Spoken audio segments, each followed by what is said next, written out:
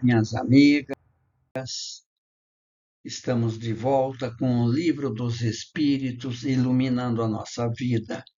Hoje, conforme vocês estão vendo, Kardec, com o Livro dos Espíritos em mãos, ele abre exatamente no estudo que nós vamos aprender hoje com os bons espíritos e com o nosso iluminado professor Allan Kardec. Hoje nós vamos tratar de um tema palpitante, complicado, que eu espero me sair bem, porque é difícil, que é sobre a metempsicose, pessoal, que foi uma filosofia que antigamente até muitas pessoas entendiam como sendo correta. Então, para começar, vamos conceituar o que é metempsicose. É uma palavra grega e depois foi alatinada para metempsicose. É o nome que se dá em filosofia à doutrina que ensina que uma mesma alma pode animar sucessivamente corpos diversos de homens, animais ou vegetais. Então, essa filosofia, metempsicose, ela trata desse assunto da possibilidade de uma alma humana poder, numa determinada encarnação, encarnar num animal ou até num vegetal. Teoria absurda, como nós vamos ver daqui para frente. Começando na pergunta 611, onde Allan Kardec, com a sua preclara inteligência, ele pergunta da espiritualidade superior o seguinte: a comunhão de origem dos seres vivos no princípio inteligente não é a consagração da doutrina da metempsicose?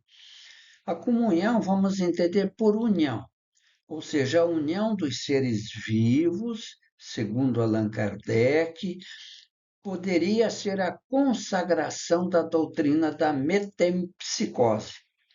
E os espíritos ponderadamente respondem: duas coisas podem ter a mesma origem e não se assemelhar em nada mais tarde. Quem reconheceria, dizem os espíritos, a árvore, suas folhas, suas flores e seus frutos, no germe informe que se contém na semente de onde saíram? Vejam que belo exemplo. De uma pequenina semente pode-se gerar uma árvore imensa, não é? Quem não lembra, por exemplo, é fácil, né? É só plantar uma semente de uma árvore qualquer, frutífera ou não, e em alguns anos ela está lá frondosa. Então, é um exemplo que ele dá. E ele prossegue, os bons espíritos prosseguem afirmando o seguinte: no momento em que o princípio inteligente, nós já falamos o que é esse princípio inteligente, vamos repetir rapidamente. É aquele princípio que anima inicialmente os seres da criação nos três reinos da natureza, e que de fase em fase, ou digamos assim, de encarnação em encarnação, eles vão se aprimorando, vão se elaborando, até que eles se tornam espíritos. O princípio inteligente acaba se tornando um espírito humano, como todos nós somos. Então, eles prosseguem dizendo assim, que no momento em que o princípio inteligente ele atinge o grau necessário para ser espírito, depois de muitas e muitas encarnações, e entra no período de humanidade, a quem todos nós pertencemos.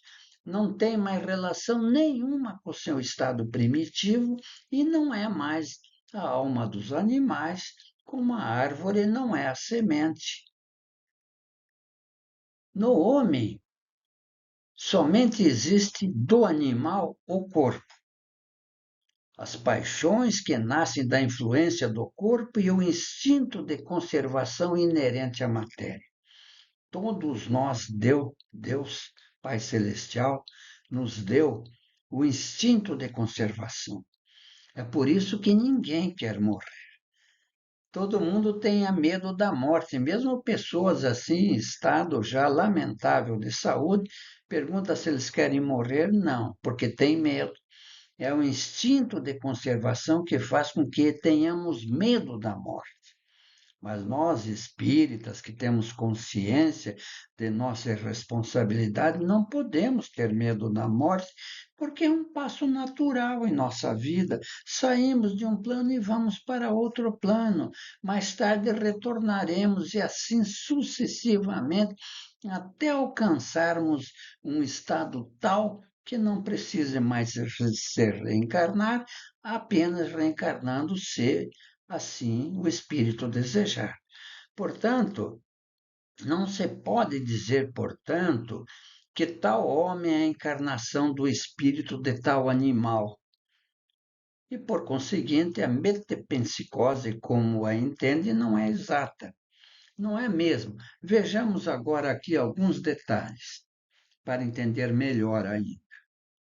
A origem comum, a semelhança. Seres com a mesma origem podem se tornar inteiramente diferentes com o tempo. É normal, é claro. Nós vimos o exemplo da árvore, nós mesmos, crianças, passamos pela juvenilidade, a madureza, a senectude, etc., e há uma profunda transformação perante o tempo.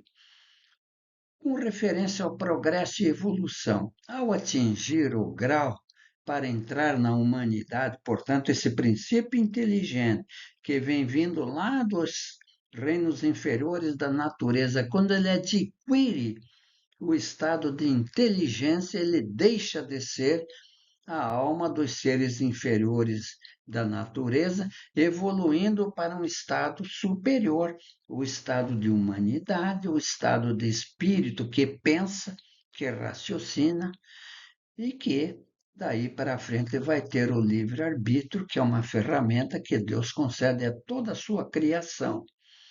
A metempsicose, voltar a ser animal, é refutada, pois o progresso é contínuo e a evolução não retrocede. É verdade. Desde que adquirimos consciência humana, que nós pensamos e que o nosso pensamento é contínuo, ele evolui com a evolução moral e mental do espírito, ela prossegue sempre, não pode, ela pode até estacionar, mas jamais regredir, jamais voltar a animar o corpo de um animal.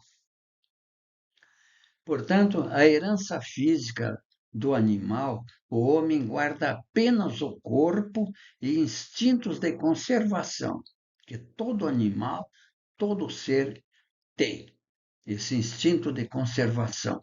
Mas o espírito é distinto. A reencarnação espírita, portanto, segue uma marcha ascendente, ela sempre está subindo, e não a transmigração entre espécies como proposto na metempsicose, ou seja, essa transmigração do homem, num determinado momento, volta a ser um animal. Não, isso é impossível. Acredito que deu para a gente entender um pouco, mas nós vamos à frente, continuamos a estudar esse complexo tema da metempsicose. Pergunta 612. O espírito que animou o corpo de um homem poderia encarnar-se num animal? Vejam que a pergunta é facilmente compreensível. E daí respondem os espíritos. Isso seria retrogradar, ou seja, retroceder, voltar atrás. E o espírito não retrograda. E eles dão um exemplo, como o rio não remonta à nascente, quer dizer, o rio ele nasce e segue em frente, ele não volta, jamais. E aqui ele manda ver o item 118. E no item 118, eu estou com o livro dos espíritos em mãos, a pergunta é a seguinte: os espíritos podem degenerar? E resposta: não. À medida que avançam, eles compreendem o que os afasta da perfeição. A maldade, a preguiça, o egoísmo, a vaidade, tudo isso é prejuízo para o espírito. Quando o espírito concluiu adquiriu conhecimento, ele não mais o perde. Ele pode permanecer estacionário, mas não retrograda. Isso que é muito importante, nós não retrogradamos. Estamos conscientes de nossas responsabilidades, podemos até estacionar, mas apenas isso. E colocamos aqui de lado algumas versões que existem.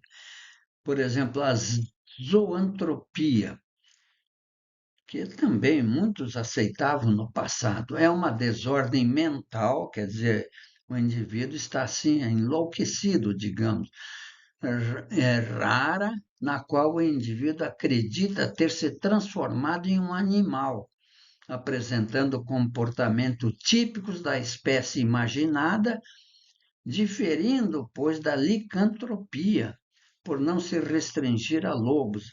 Então, na zoantropia,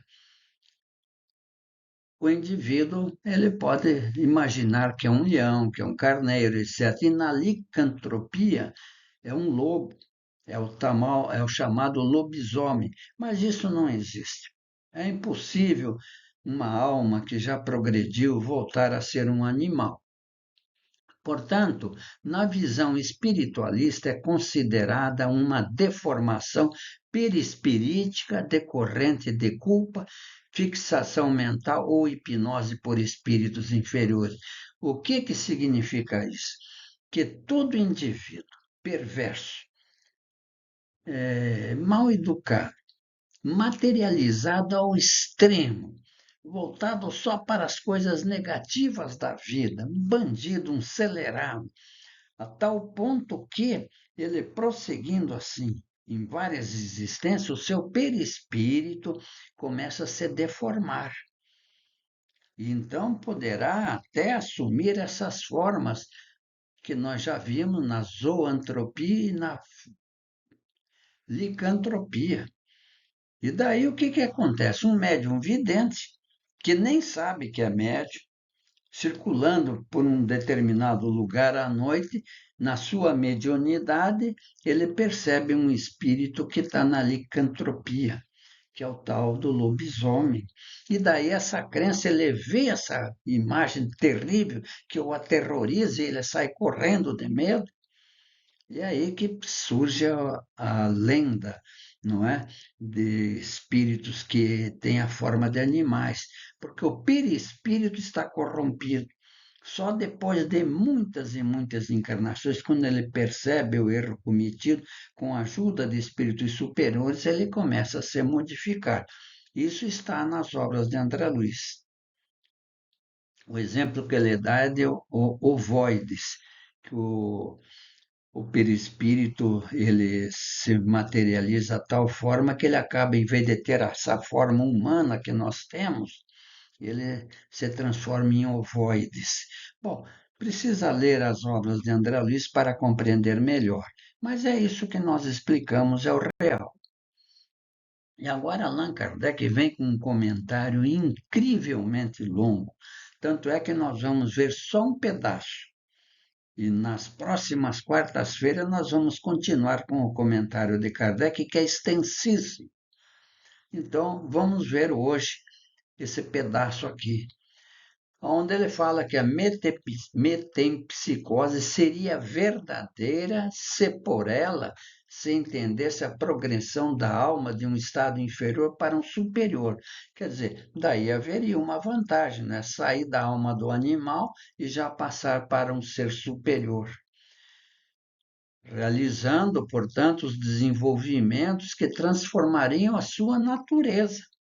Quer dizer, de um átimo de momento, ele muda, saindo do reino inferior de um salto para o reino hominal ou o reino de humanidade.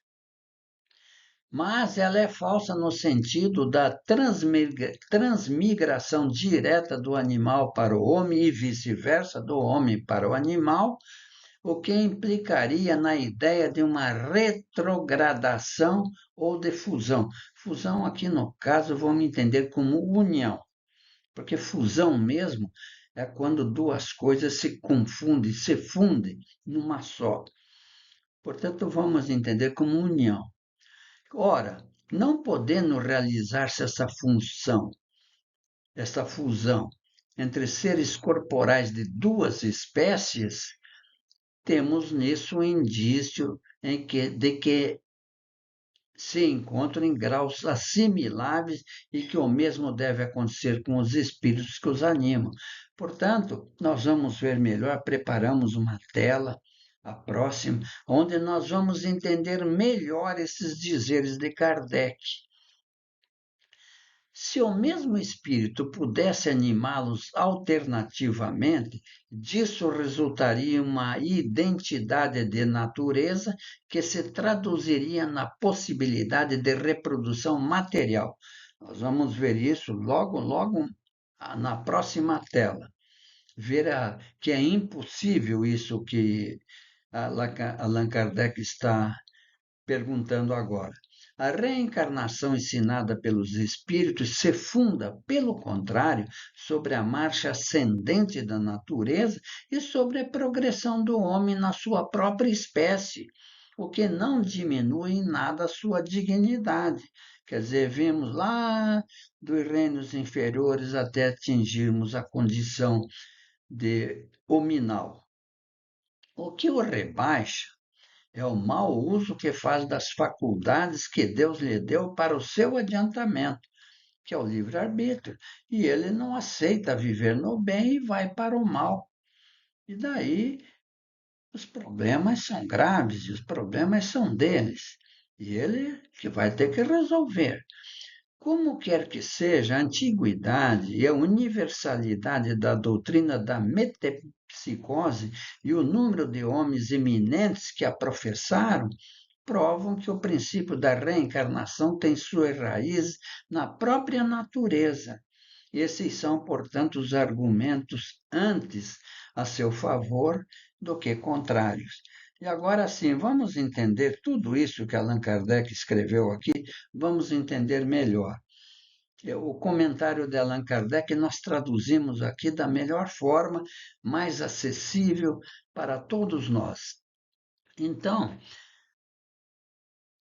nesse comentário, Allan Kardec refuta a teoria da metempsicose, que é a reencarnação animal no humano, ao afirmar que a impossibilidade de cruzamento físico entre as espécies diferentes prova que seus espíritos estão em níveis evolutivos distintos. Então, na tela anterior, o que a Kardec quis saber? Se haveria, então, essa possibilidade do cruzamento físico entre homens e animais e homens. Portanto, a reencarnação é apresentada como progressão contínua na espécie humana sem retrocesso. Vejamos agora alguns pontos-chave desse texto. A impossibilidade de fusão ou de união. A falta de reprodução material entre espécies diferentes, por exemplo, homem e animal, é impossível. É indício de que são seres de naturezas não assimiláveis, ou seja, em graus evolutivos diferentes. Então, o animal somente procria através do macho e da fêmea. E, na espécie humana, entre o homem e a mulher. Então, daí são níveis compatíveis que se unem, que se estão assim nesse processo de união. E rejeição à metempsicose. O espírito que animou um corpo humano não retrograda para um corpo animal, porque o rio, por exemplo, voltando com essa imagem, não remonta à nascente. Ele correu quando nasce, vai em frente e nunca mais volta para o seu início. Vamos ver aqui essa marcha ascendente. A evolução espírita se dá no sentido progressivo, do simples ao complexo. Então, vemos lá dos reinos inferiores da natureza, até chegar ao reino hominal, onde nos encontramos, que é mais complexo, e do irracional, quando não tínhamos o pensamento contínuo para o pensamento racional, não permitindo, portanto, a involução. Não se volta, de jeito nenhum.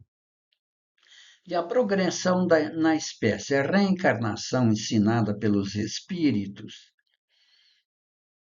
é a evolução do homem na sua própria espécie, consolidando a dignidade humana.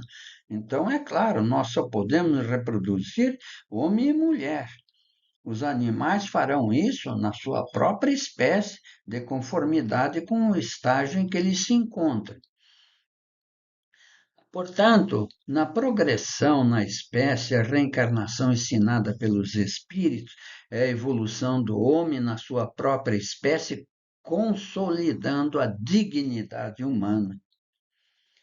O texto sublinha que a alma progride na natureza, mas não através de uma transmigração direta e irreversível entre animais e homens, o que seria uma visão errônea do processo evolutivo da humanidade.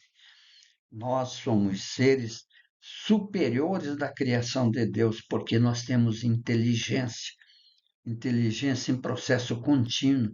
Os animais têm a sua inteligência, mas estagnada, ela não tem esse processo.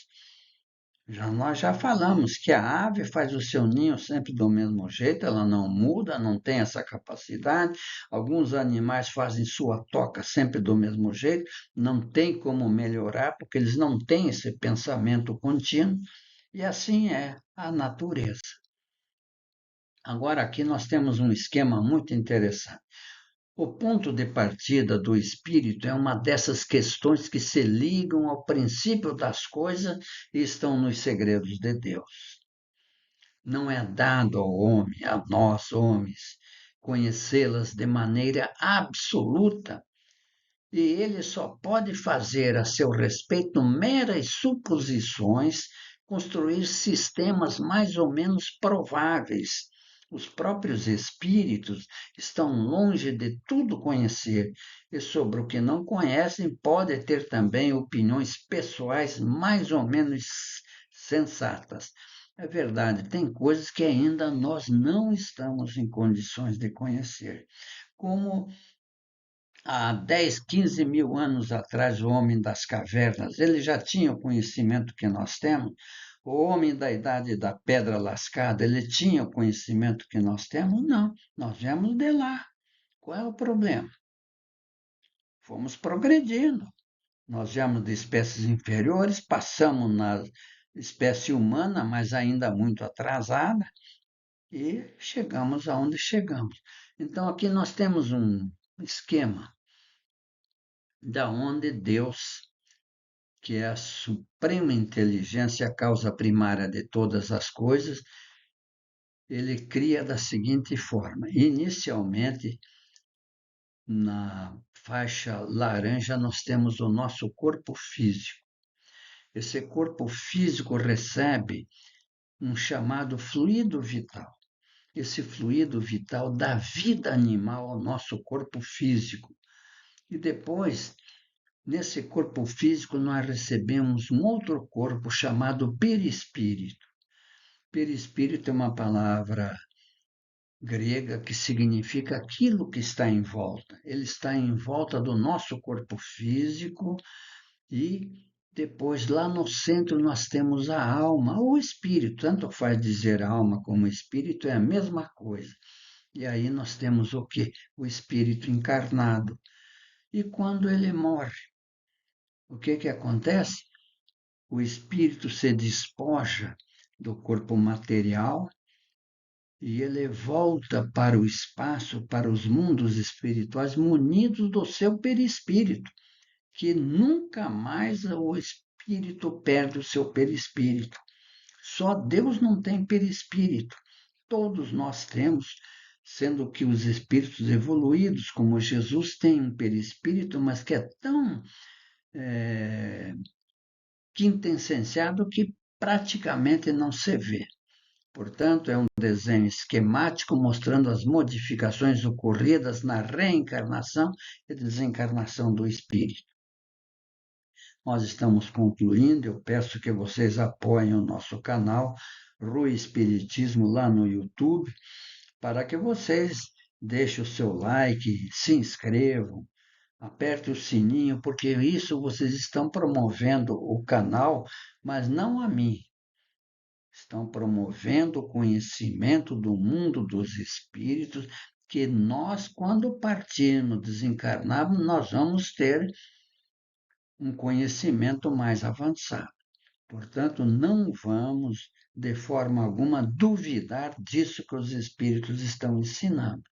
Eu repasso para o Facebook, para o X, que é o antigo Twitter, para o Instagram, no WhatsApp, e também temos um grupo, os mensageiros.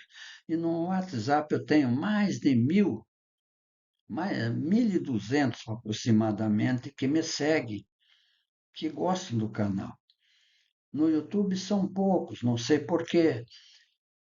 Então é isso aí, meus queridos. Apoiem o nosso canal e, para finalizar, como sempre fazemos, a nossa mensagem mediúnica, evangélica, de nosso querido Chico Xavier.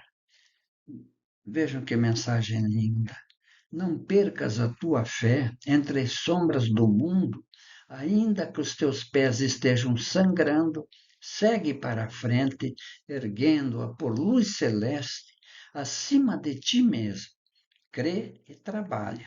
Esforça-te no bem e espera com paciência. Tudo passa e tudo se renova na terra, mas o que vem do céu permanecerá. Com isso, nós estamos finalizando. Desejo uma ótima tarde para todos vocês e, se Deus permitir, nos encontraremos nas próximas quartas-feiras, sempre a partir das 16 horas. Muito obrigado. A paz de Jesus no coração de todos.